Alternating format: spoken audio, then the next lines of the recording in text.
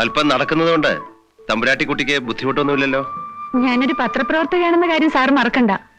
കുന്നും കുഴി എനിക്ക് പുതുമയൊന്നുമല്ല, ചമ്പൽക്കാട് വരെ കയറിയിട്ടുണ്ട്. അത് ശരി.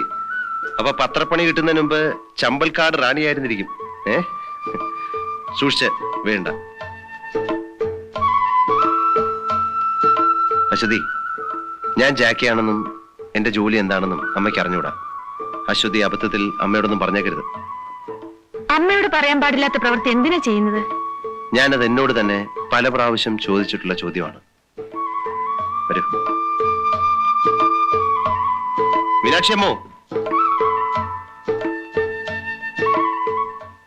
ഇത്രയും നേരം ആയപ്പോ ഞാൻ വിചാരിച്ചു നീ വരില്ല. ഇതമ്മ.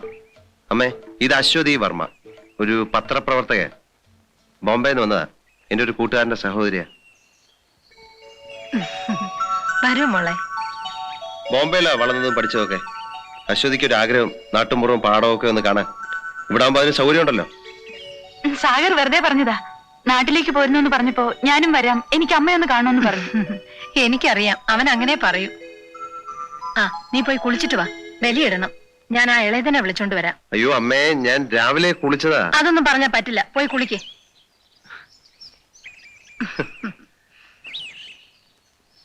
അല്ല, കുളിക്കണോ? പോടാ.